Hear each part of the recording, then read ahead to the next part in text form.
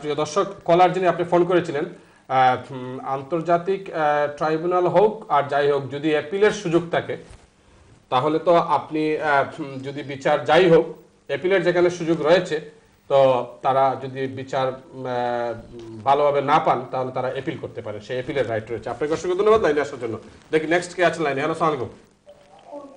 Hello, ওয়ালাইকুম সালাম, কে বলছেন? ওয়ালাইকুম সালাম, কে বলছেন? আমার একটা কোয়েশ্চন বুঝাই নেই, কারণ সব ধরনের সব আওয়াজ দেখা যায়, বুঝছেন? জি, মেইনলি কারণ আমরা দেশে থাকি উসমানের কিন্তু বিরাট বড় এক অবদান, কর্নেল উসমানে।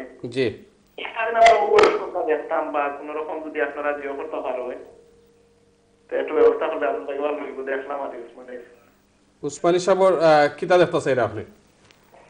খান যে অবদান আছে বা তার যতটা জিও আছে, এটা তো কিছু না। Thank you, thank you, thank you. আপনাদের অসংখ্য ধন্যবাদ। আপনি উসমানী সাহেবের প্রসঙ্গ নিয়ে এসেছেন। মাননীয় ডেপুটি স্পিকার, বাংলাদেশে মুক্তিযুদ্ধের সর্বাধিনায়ক ছিলেন জেনারেল উসমানী। তার কি নামগন্ধ কি মুছে যাচ্ছে নাকি? শোনা টোনা যায় না তো, কি ব্যাপার? না, আমি তো এটা মনে করি না, কারণ আমরা সবসময় ওসমানী সাহেবকে স্মরণ করি বিভিন্ন অনুষ্ঠানে, বিভিন্ন বই পুস্তকে, এমনকি রাষ্ট্রীয় প্রচারে আমরা ওসমানী সাহেবের ছবি দেখি, তার কথা শুনি। তিনি মুক্তিযুদ্ধের সর্বাধিনায়ক ছিলেন এবং মুক্তিযুদ্ধের পর পাকিস্তান সেনাবাহিনীতে তার র্যাঙ্ক ছিল কর্নেল। মুক্তিযুদ্ধের পরে তাকে জেনারেল করা হয়, 4 স্টার জেনারেল করা হয়। 4 স্টার জেনারেল। বাংলাদেশে কি আর কেউ পেয়েছিল 4 স্টার জেনারেল? 4 স্টার জেনারেল বাংলাদেশে এখন যারা চিফ হচ্ছে তারা এরা 4 স্টার জেনারেল, ফুল জেনারেল বলে, বা 4 স্টার। ব্রিগেডিয়াররা হলো 1 star, major general 2 star, lieutenant general 3 star, general হচ্ছে 4 স্টার, ফিল্ড মার্শাল হচ্ছে 5 স্টার। তাহলে জেনারেল উসমানীকে ফিল্ড মার্শাল দেওয়া হলো না কেন?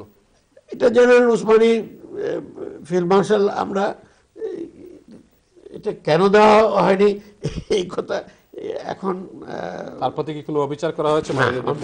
ফুল জেনারেল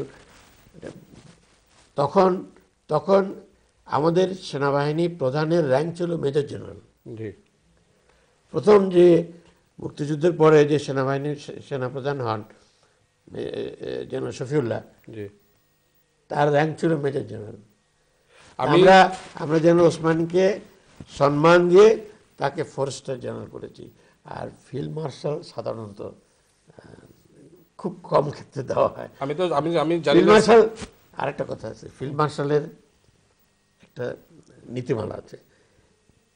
একজন জেনারেল যদি যুদ্ধক্ষেত্রে জেনারেল হিসাবে এক বা একাধিক আর্মিকে কমান্ড করে যুদ্ধক্ষেত্রে, একজন জেনারেল তাকে ফিল্ড মার্শাল হতে হলে তাকে প্রথমে জেনারেল হতে হবে। জেনারেল হিসাবে যদি কেউ এক বা একাধিক আর্মি কমান্ড করে থাকে এবং সেই যুদ্ধে জয়ী হয়ে থাকে, তাহলে তাকে ফিল্ড মার্শাল পদবি দেওয়া যেতে পারে। কিন্তু তিনি যখন যুদ্ধ করেছেন, আমাদের মানে মুক্তিযুদ্ধের কমান্ডার ইন চিফ ছিলেন, তখন কিন্তু তিনি জেনারেল ছিলেন না। কাজে ম্যাক্সিমাম তাকে যেটা দেওয়া সম্ভব হয়েছে সেটা 4 স্টার জেনারেল। মাননীয় ডেপুটি স্পিকার, তিনি তো যুদ্ধ ময়দানে তিনিই ছিলেন সর্বাধিনায়ক।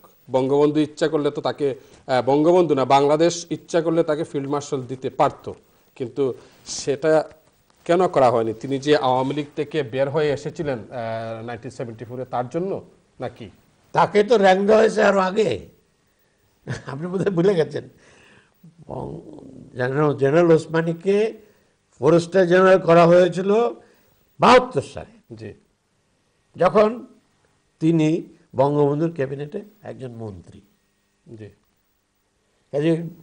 উনি বেরিয়ে আসছেন তো আরো অনেক পরে, বেরিয়ে এসেছেন তিনি 1974-এ, অনেক পরে, 74-এ। কিন্তু আপনারা মানে বাংলাদেশ ইচ্ছা করলে জেনারেল উসমানী সাহেবকে ফিল্ড মার্শাল দিতে পারতো, কারণ তার যুদ্ধের ময়দানে তার মানে কমান্ড ছিল। যে যুদ্ধের ময়দানে তাকে জেনারেল হিসাবে কমান্ড করতে হবে, সেই সেই শর্তটা আপনি ভুলে যাচ্ছেন।